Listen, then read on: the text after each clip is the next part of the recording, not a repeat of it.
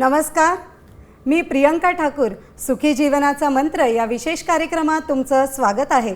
सर्वप्रथम साम टीव्हीच्या सर्व प्रेक्षकांना गणेशोत्सवाच्या आणि शिक्षक दिनाच्या हार्दिक हार्दिक शुभेच्छा.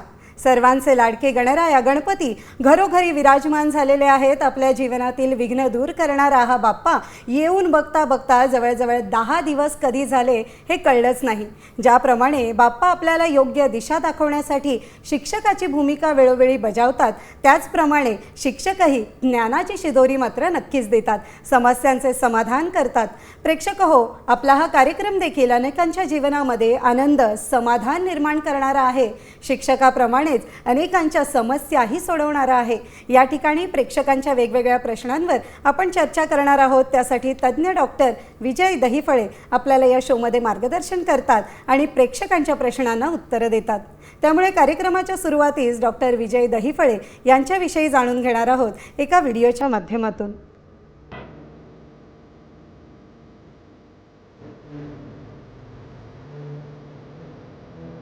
डॉक्टर विजय दहिफळे हे सेक्सोलॉजिस्ट, यूरोलॉजिस्ट आणि एंट्रोलॉजिस्ट आहेत.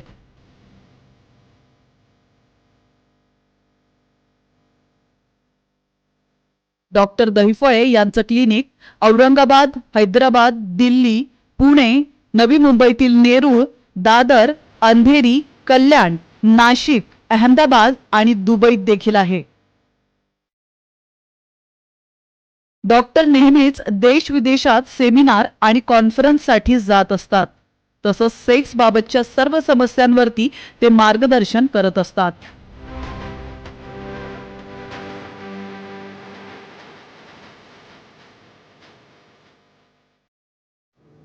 डॉक्टर, साम टीव्हीच्या स्टुडिओमध्ये आपलं मनापासून स्वागत आहे. नमस्कार. प्रेक्षक हो, कार्यक्रमाला आपण सुरुवात करणार आहोत. मात्र त्यापूर्वी एक महत्त्वाचा प्रसंग जाणून घेणार आहोत. हा प्रसंग आहे सरांच्या छत्रपती संभाजीनगर सेंटरवरील. छत्रपती संभाजीनगर ओपीडीला एक 83 वर्षीय गृहस्थ आलेले, सोबत त्यांची पत्नी देखील आली होती. आपल्या साम टीव्हीवरील सुखी जीवनाचा मंत्र या शोचे ते अगदी रेग्युलर दर्शक. पत्नी म्हणाली, सर, आम्हाला तुमचा साम टीव्हीवरचा हा सुखी जीवनाचा मंत्र हा कार्यक्रम फार आवडतो. यात तुम्ही लैंगिक शिक्षणाबद्दल खूप छान आणि अगदी सायंटिफिक अशी माहिती देता, जी आत्ताच्या काळाची खूप मोठी गरज आहे. पत्नी पुढे म्हणाली, सर, मी ओपीडीमध्ये बाहेर थोडा वेळ बसते, तोपर्यंत यांना मनमोकळेपणाने सर्व बोलू द्या. खूप दिवसांपासून मला सरांना भेटायचे आहे असा तगादाच यांनी लावलेला आहे. शेवटी आज ठरवलं आणि आम्ही दोघेही या ठिकाणी आपल्याला भेटायला आलो. गृहस्थ बोलू लागले, सर, मी 83 वर्षांचा आहे असे तुम्हाला वाटते का? मी एक चांगला बिझनेसमॅन आहे आणि शेवटपर्यंत मला फिजिकली आणि मेंटली देखील फिट राहायचं आहे. तुम्ही सांगता ना की सेक्सला कोणतंही वय नाही, घड्याळ नाही, एक्सपायरी नाही. सर म्हणाले, हो, अगदी तुम्ही जे म्हणता ते अगदी खरं आहे. माणसाची इच्छाशक्ती आणि मन याला वयाची मर्यादा नसते, पण त्यासाठी शरीर फिट असणं अर्थातच गरजेचं आहे. सरांनी पुढे विचारले, कसे सुरू आहे तुमचे सेक्स लाईफ? गृहस्थ म्हणाले, मला सेक्समध्ये खूप इंटरेस्ट आहे आणि माझी पत्नी ही मला देखील चांगली साथ देते, पण मला कुठेतरी वाटते की मी तिला संतुष्ट करू शकत नाही. मला कमजोरी, शीघ्रपतन आणि लहान लिंग किंवा लिंगात ढिलेपणा वाटतो, म्हणून मी नर्वस आहे. पण तुमचा शो पाहिल्यावर माझा आत्मविश्वास वाढला आणि आम्ही दोघे तुम्हाला भेटण्यासाठी उत्सुक झालो. तुम्हाला टीव्हीवर पाहून आणि आता प्रत्यक्ष पाहून खूप आनंद झालेला आहे. सर, मी तुम्हाला टीव्हीवर पाहिले आहे. तुम्ही सर्वांच्या सर्व लैंगिक समस्या दूर करता, त्यामुळे मलाही यातून बाहेर काढा आणि माझ्या जीवनात सुखी जीवनाचा मंत्र आणा. सरांनी त्यांचे काउन्सिलिंग केले. त्यांना समजावून सांगितले की वयाप्रमाणे शरीरात बदल होऊन हार्मोन्स कमी होतात, त्याचबरोबर सेक्स व्यतिरिक्त लैंगिक जीवनाचे किती महत्त्व असते तेही त्यांना समजावून सांगितले. गृहस्थ अगदी रिलॅक्स झाले. सरांनी त्यांना 3 महिन्यांची मेडिकल थेरपी सुरू केली आहे. गरज पडल्यास P shot therapy, vacuum therapy किंवा पेनाइल इम्प्लांट करू असे देखील सांगितले. त्यांनी सरांचे अगदी मनापासून आभार मानले. गृहस्थ म्हणाले, सर, तुम्ही आणि साम टीव्हीचा हा शो नसता तर आम्ही तुमच्यापर्यंत पोहोचूच शकलो नसतो आणि भयंकर परिस्थिती निर्माण झाली असती. असे बोलून त्यांनी समाधान व्यक्त केले. गृहस्थ पुढे म्हणाले, सर आता मी माझे सामाजिक कार्य समजून माझ्या वयातील आणखी इतरत्र लोकांना मार्गदर्शन करेन आणि जे लाजून घाबरून घरी बसलेले आहेत त्यांना देखील तुमच्यापर्यंत येण्याचा सल्ला नक्कीच देईन. खरं तर मेडिकल टर्ममध्ये याला पोस्ट एजिंग सेक्शुअल डिस्फंक्शन असं म्हटलं जातं. सर काय सांगाल अशा प्रकारच्या समस्येबाबत? खरं तर वय 83 वर्ष हे त्यांनी त्या ठिकाणी अगदी आवर्जून नमूद केलेलं आहे. प्रियंकाजी या ठिकाणी पोस्ट एजिंग सेक्शुअल डिस्फंक्शन हा फार मोठा टॉपिक आहे. बरोबर. सर्वात महत्त्वाची गोष्ट काय राहते की हे ॲक्सेप्ट करणं. बरोबर. बघा या ठिकाणी कपलची एक सुंदरता पाहिली, कोऑर्डिनेशन पाहिलं की मागच्या एका केसमध्ये आपण काय पाहिलं, आता तुमचं वय झालं, आता तुमचं काही शक्य नाही होणं, अशी निगेटिव्हिटी तयार करणं आणि आपला पार्टनर ह्या वयात देखील की यांना एकट्याला बसू द्या, मनमोकळे सांगू द्या, म्हणजे हा अप्रोच म्हणजे कपल आणि कोऑर्डिनेशन हे किती महत्त्वाचं असतं हे आपण सांगूया. सर्वप्रथम जगभरातील आपल्या साम टीव्हीच्या या सुखी जीवनाच्या मंत्राच्या या लाईव्ह भागामध्ये सर्वांचं अगदी मनापासून अभिनंदन आणि कौतुक. हा पूर्ण महिना उत्सवाचा, गणेशोत्सवाचा, आनंदाचा सुरू आहे. त्यामध्ये आज शिक्षक दिन आहे. शिक्षक दिनानिमित्त सर्वांना, माझ्या बांधवांना, भगिना मनापासून हार्दिक हार्दिक शुभेच्छा. ईद ए मिलाद आहे आज. आमच्या मुस्लिम बांधवांना देखील त्यांना नक्कीच या ईदनिमित्त शुभेच्छा. त्याचबरोबर नक्कीच गेल्या आठवड्यात म्हणजे कालच म्हणेन आपल्या गौरींचं देखील आगमन झालं होतं, त्यांचं देखील सेलिब्रेशन झालं. आपल्या शेवटच्या भागात त्याचे हायलाईट्स आपण पाहणार आहोत. या ठिकाणी कपल पाहिलं, मी जसं वाक्य सांगतो त्यांनी रिपीट केलं आणि मला हा आनंद वाटतो.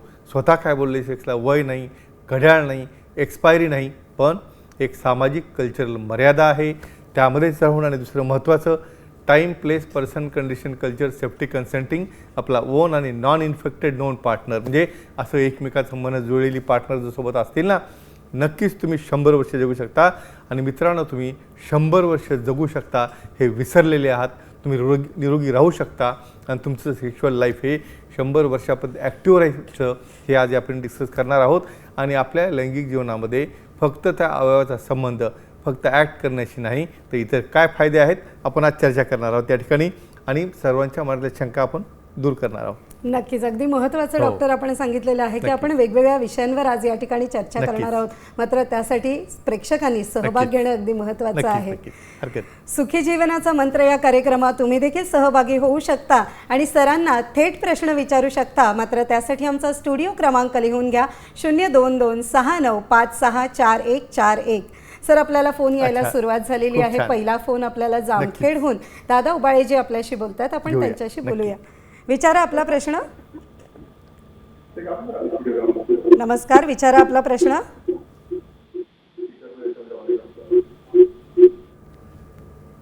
आवाज येतोय का दादा तुम्हाला आमचा? काही व्यत्यय असेल, आपण एक काम करूया. आता ह्या स्टोरीचा मी दुसरा भाग सांगतो तुम्हाला, ज्यामुळे की लोकांना आणखी त्यामध्ये उत्साह येईल. सांगूया आपण.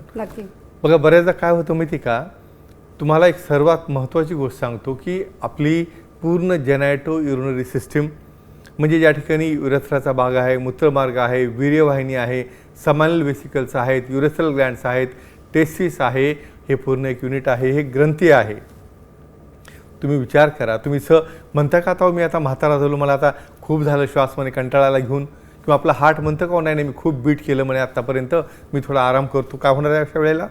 किंवा कुठलीच बाकी सिस्टीम त्या ठिकाणी थांबू शकते का? युरिन पास करणं थांबू शकतं का?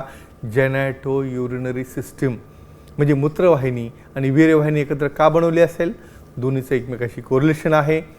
तुमच्या पार्टनरच्या संमतीने तुम्ही ॲक्ट करणं हा एक भाग झाला. मी बऱ्याचदा सांगतो की लहान मुलांमध्ये देखील पहाटेच्या वेळेला त्या ठिकाणी ताठरता जाणवते. मग त्या मुलाला काही करायचं असतं का? नाही, ती सिस्टीम नॉर्मल ठेवायची असते. म्हणून पुरुषांना देखील मी एक फरक सांगतो ॲनाटॉमी आणि बायोलॉजी आणि त्यामध्ये. फिमेल्समध्ये युरेथ्रा छोटी असते त्यामुळे त्यांना ब्लॉक होत नसतो.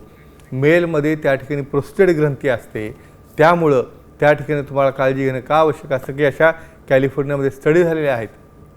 जेव्हा 21 वेळापेक्षा जास्त विरेस्कन होत असतं त्यावेळेला प्रोस्टॅटिक एनलार्जमेंट ज्याला आपण BPH म्हणतो किंवा प्रोस्टेट वाढलं म्हणतो, त्याचा देखील रेट 50% कमी होतो.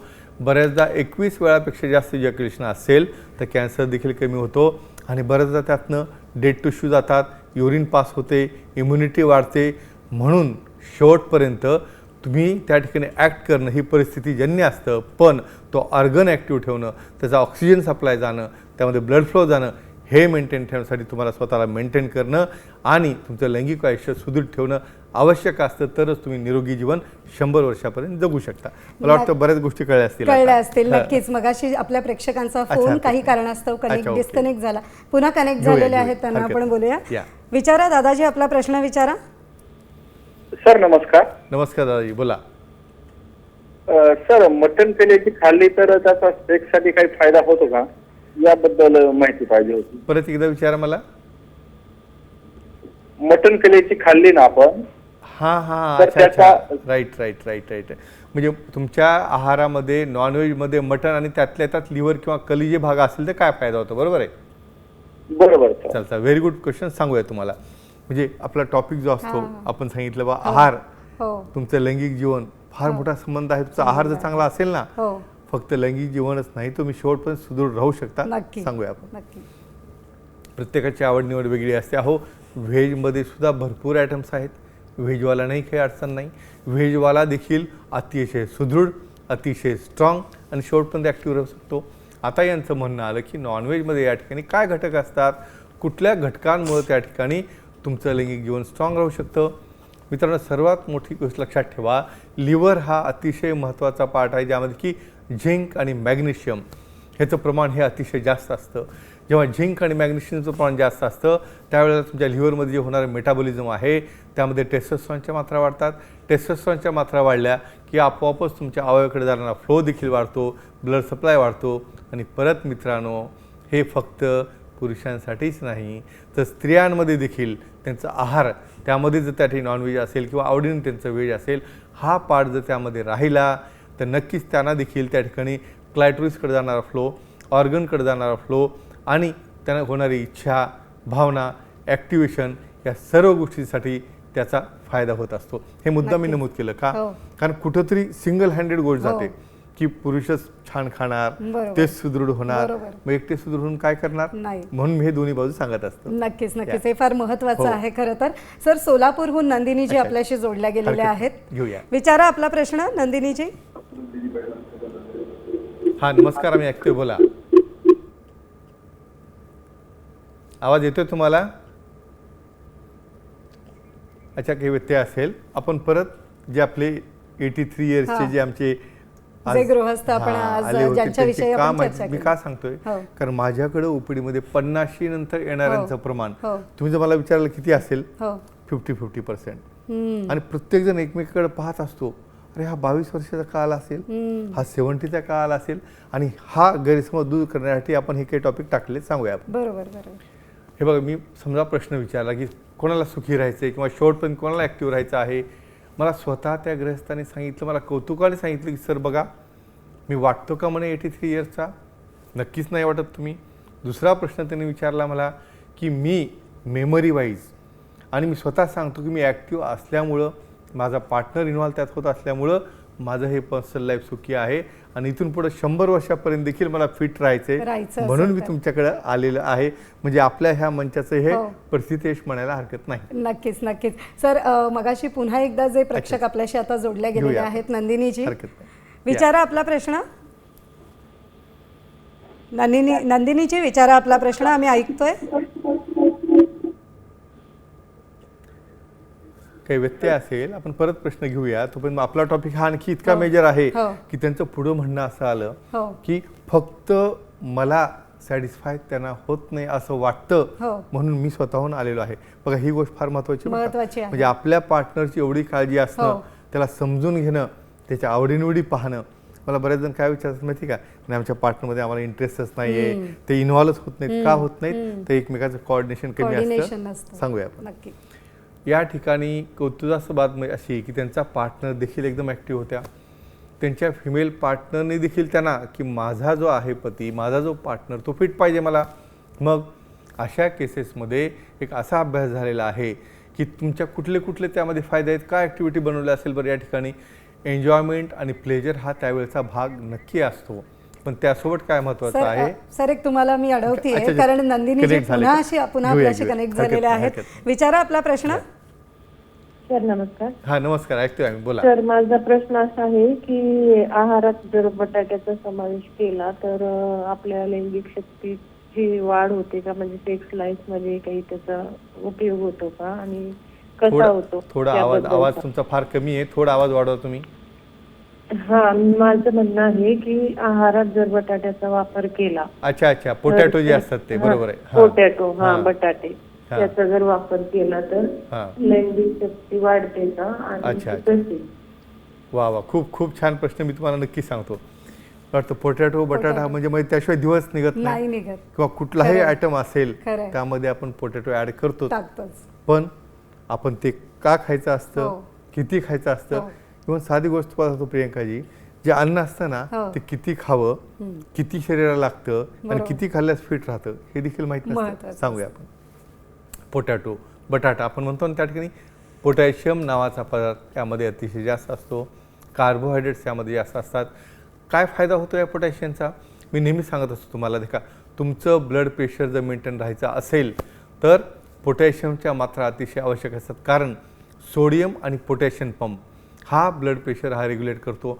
ब्लड प्रेशर रेग्युलेट झाल्यामुळं काय होतं की अर्थातच ज्या रक्तवाहिनी आहेत, स्त्री असो पुरुष असो, त्या ठिकाणी अवयवाला सप्लाय जो होत असतो त्याचं लवचिकता, त्याचं इलॅस्टिसिटी, त्यामध्ये जाणारा फ्लो, आणि त्यामुळंच काय होतं की त्या ठिकाणी येणारं स्टिम्युलेशन, हार्मोनल सप्लाय, त्या ठिकाणी जे अँटीऑक्सिडंट तयार होतात, आणि या लवचिकतेमुळं, या पोटॅशियममुळं तुमचं ब्लड प्रेशर हे कंट्रोलमध्ये राहण्यास मदत होते. आणि अर्थातच आपण पाहतो फराळाचा भाग असेल किंवा काही वेपर्स असतील, पण महत्त्वाची गोष्ट सांगतो मी, आता जे सांगितलं प्रियंकाजी तुम्हाला की कशा प्रकारे घ्यायला पाहिजे, तुम्ही ते एवढे बॉईल करता की बऱ्याचदा त्यातला कस निघून जातो. म्हणून अशा केसमध्ये माइल्ड बॉईल केलेले आणि त्यासोबत तुम्हाला जे कॉम्बिनेशन असतं ते महत्त्वाचं राहतं. कारण बऱ्याचदा काय होतं, उपवासाच्या दिवशी तुम्ही रेग्युलर आहारापेक्षा ते दुप्पट खाता, मग त्याचे साईड इफेक्ट होतात, कार्बोहायड्रेट जास्त होतात. म्हणजे हा मोठा फायदा त्यांना असतो. बरोबर आहे सर. खरं तर हे खरंच आपल्या आयुष्याशी अगदी रोजच्या जीवनाशी जोडले गेलेले आहेत. बरं सर, दगडूजी आपल्याशी पुढील प्रेक्षक जोडले गेलेले आहेत, आपण त्यांच्याशी बोलूया, घेऊया. विचारा आपला प्रश्न. Hello sir. नमस्कार जी, बोला. ऐकतोय आम्ही, बोलत राहा. तर मला एक आता प्रश्न विचारायचा आहे. हो. की नपुंसकलिंगत्व ज्याला असतं त्याला हार्मोन्स असतात का? बर, म्हणजे नपुंसकता जर असेल तर त्याला हार्मोनचा काही अडथळा किंवा प्रॉब्लेम असतो का? बरोबर आहे. हो. तुमचं वय काय? माझं वय 55. 55. बरं, तुम्हाला काही अडचण वाटते का सध्या? काही लैंगिक शिथिलता वगैरे जाणवतं? नाही मला नाही वाटत, पण बुवा ते असं म्हणजे ज्याला लिंग असतं ना त्याला असा स्टेज येतो ना, ऍक्टिव्ह मध्ये असतच त्याला असतं का नसतं, असं काही होतं का बघा? बर, म्हणजे बाबा ज्याला नपुंसकत्व आहे त्याच्या हार्मोन काही परिणाम होतो का? बरोबर आहे. हो. चालेल, खूप छान प्रश्न आहे तुमचा, नक्कीच सांगूया.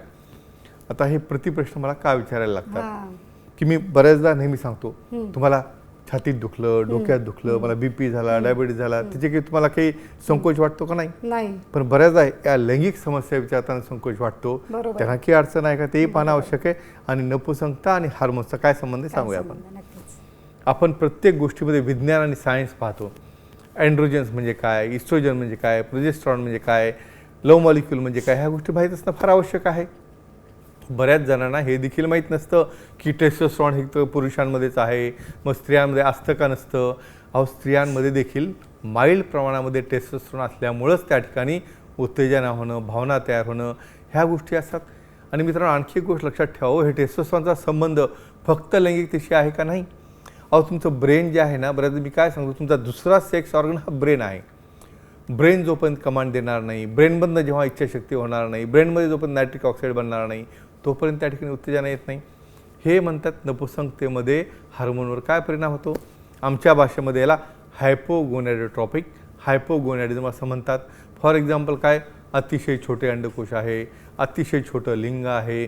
मग अशा केसमध्ये त्यांना असं वाटायला लागतं की हा नपुंसक आहे, मग लग्न झाल्यानंतर त्याला मुलं होतील का, समागम होईल का. एक मोठा फरक तुम्हाला सांगतो, नपुंसकता आणि वंध्यत्व ह्यामध्ये फार मोठा फरक आहे. म्हणजे नपुंसक असलेला व्यक्ती हा वंध्यत्व त्याला असू शकतं का, किंवा ज्याला वंध्यत्व आहे तो नपुंसक असू शकतो का? एका वाक्यात तुम्हाला सांगतो, नपुंसकता म्हणजे त्या ठिकाणी फक्त इरेक्शनचा प्रॉब्लेम राहतो हार्मोन कमी असल्यामुळं, पण स्पर्म प्रोडक्शन असतं, फक्त काही कारणामुळे क्वालिटी रॉंग असते. आणि वंध्यत्वामध्ये जरी मूलबाळ होत नसेल तरी देखील त्यांचं समागम किंवा त्यांची ॲक्टिव्हिटी ही सुरू असते. पण अशा केसमध्ये मग त्याची कारणं आणखी काय आहेत? बऱ्याचदा टेस्टिक्युलर कारणं आहेत, प्री टेस्टिक्युलर आहेत, पोस्ट टेस्टिक्युलर आहेत.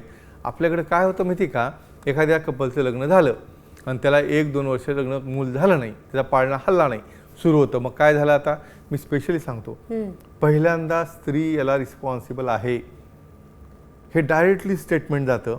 मग स्त्रीच्या पूर्ण तपासण्या, सोनोग्राफी, इव्हन शेवटपर्यंत लॅप्रोस्कोपीपर्यंत ह्या तपासण्या होत जातात. आणि शेवटी मग पुरुषाची तपासणी जेव्हा केली त्यावेळेस लक्षात येतं स्पर्म काउंट 0 आहे. इव्हन मी असे काही एक्झाम्पल पाहिले की ठीक आहे, आता मी एकदम रोबस्ट आहे, स्ट्रॉंग आहे, घरचे सगळे म्हणतात मुलीमध्येच फॉल्ट आहे, जाऊ द्या आता आपण दुसरं लग्न करू, असं करून 3-3दा लग्न करणारी लोक मी पाहिलेली आहेत. म्हणून आपल्या ह्या डाएटचा का उपयोग आहे, पहिल्यांदा इन्फर्टिलिटी असेल तर 50% दोघंही इन्व्हॉल्व असतात. त्यामुळे पुरुषांची साधी सिंपल तपासणी 1 तासामध्ये रिपोर्ट होतो. म्हणून प्रत्येकाने हे ऍक्सेप्ट करणं महत्वाचं आहे खरं आणि स्वतःहून करणं. कारण काय कुठेतरी असा पॉइंट आहे, कितीही सुशिक्षित तुम्ही असाल बरोबर खूप अडाणी काही ठिकाणी असतात, म्हणून ह्या मंचातनं आपलं हे निरीक्षण चालू असतं. बरोबर. सर, मला या ठिकाणी यालाच जोडून एक अगदी महत्त्वाचा प्रश्न आपल्याला विचारायचा आहे, तो म्हणजे 50 नंतर बऱ्याच पुरुषांना पेनाईल किंवा लिंगाच्या फ्रॅक्चरमुळे जर कमजोरी आली असेल तर त्यावर आपण काय उपाय करू शकतो? म्हणजे तुम्ही इतका सुंदर प्रश्न विचारला की माझ्या ईमेलवर, व्हॉट्सअपवर आणि म्हणजे पहिली कल्पना असं होतं का, इथून सुरुवात होईल. सांगूया आपण. बघा, पेनाईल फ्रॅक्चर, लिंगाचे फ्रॅक्चर हा नाव जरी ऐकलं, आपल्याला कशाचं फ्रॅक्चर होतं माहिती आहे? तुमच्या हाताचं झालं, हाडाचं झालं, पायाचं झालं, लिंगाचं होत असेल का? नक्कीच होतं. का होतं तर या ठिकाणी काय होतं महत्त्वाचं तुम्हाला सांगतो की बऱ्याचदा फ्लो हा 10 पटीने वाढल्यानंतर एक ट्युनिका म्हणून नावाचं जे स्ट्रक्चर असतं अल्बोजेनिया ते पूर्ण टेन्स होतं. आणि अशा टेन्स अवस्थेमध्ये काही कारणामुळं बऱ्याचदा ॲक्ट करताना रॉंग हिटिंग होतं. त्यावेळेस तुम्ही इतक्या एक आनंदात किंवा जोशमध्ये असं की तुम्हाला ते हिटिंग झालेलं कळत नाही, मध्ये क्लिकसारखा आवाज येतो, त्या ठिकाणी फ्रॅक्चर होतं, अल्बोजेनिया रप्चर होतो, त्यातनं ब्लड बाहेर निघतं. कमी स्वरूपात असेल तर काही वाटत नाही, पण बऱ्याचदा ही एमर्जन्सी असते, कारण त्या ठिकाणी आतनं पंक्चर झालेले जे भाग आहे त्याला इमिडिएटली तुम्हाला सर्जरी करून रिपेअर करावं लागतं. गरज पडल्यास इम्प्लांट देखील लागतं. पण काही आणखी अशा केसेस ज्यामध्ये हस्तमेतून विगरस केल्यामुळे देखील मायक्रो फ्रॅक्चर होतात, मग पेनिसमध्ये गाठ येणं, त्यात वाकडेपणा येणं, अशा बऱ्याच गोष्टी असतात मित्रांनो. पण अजिबात घाबरू नका. अशी गोष्ट जर लपवून ठेवाल तर पुढं चालून तुम्हाला लिंगामध्ये वाकडेपणा होणं, डिस्फंक्शन होणं, पेन होणं आणि ॲक्ट करताना पार्टनरला देखील त्रास होणं, अशा गोष्टी होतात. म्हणून या जरी गोष्टी असतील तर काळजी करायची गरज नाही. ॲक्सेप्ट करा, ट्रीटमेंट घ्या, त्याला रिझल्ट आहे. पहिल्यांदा मेडिसिन थेरपी कॉन्झर्वेटिव्ह असते, गरज पडल्यास आपण सर्जरी आणि इम्प्लांट देखील करू शकतो. मला वाटतं फ्रॅक्चरबद्दलचे जे कन्फ्युजन आहे ते क्लिअर झाले असेल. बऱ्याच जणांना क्लिअर झालं असेल. नक्कीच. आणि सर, आता आपण आले आहोत कार्यक्रमाच्या अगदी महत्त्वाच्या भागामध्ये, ते म्हणजे भाग्यवान विजेता. म्हणजे सर्वांना या शेवटच्या मोमेंटची उत्सुकता असते. सांगूया आपण. अशोक नाईक गोव्याचे मागच्या वेळेस विजेते आपले सेंटर आले, त्यांनी प्रोटीन घेतलं, गिफ्ट घेतलं, आनंद व्यक्त केला आणि महत्त्वाचं त्यांचं अभिनंदन आणि कौतुक. आणि असंच तुम्हाला सहभागी व्हायचं असेल तर आता चिठ्ठी काढायला लागेल. आता हा दुसरा मोमेंट असतो ज्यामध्ये की सर्वांचं लक्ष आता तुमच्याकडे असतं की मॅडम यावेळेस कोणाला चान्स देतात आणि कोणाचं बक्षीस या ठिकाणी जाहीर होतं. तर पाहूया आपण. वा, आपण निफाडला गेलो. दीपक एपडेंचं अगदी मनापासून अभिनंदन. कुठल्या प्रश्नाला उत्तर दिलं होतं तर कमजोरीसोबत जर स्ट्रक्चर युरेथ्रा असेल अशा केसमध्ये काय करायला पाहिजे. अतिशय सुंदर उत्तर त्यांनी दिलेलं आहे. त्यामध्ये डेफिनेटली स्ट्रक्चर जरी असेल, मूत्रमार्ग छोटा जरी झालेला असेल, त्यामध्ये आपल्याला न घाबरता पहिल्यांदा तो फ्लो कमी झालेला ओपन करणं म्हणजे डायलेटेशन किंवा अँटीबायोटिक देणं, काही पॅथॉलॉजी असेल तर, किंवा बऱ्याचदा एंडोस्कोपीद्वारे त्याला कट करून ओपन जर केलं, नक्कीच स्ट्रक्चर युरेथ्रा असताना देखील तुम्ही त्या ठिकाणी सेक्शुअली ॲक्टिव्ह राहू शकता.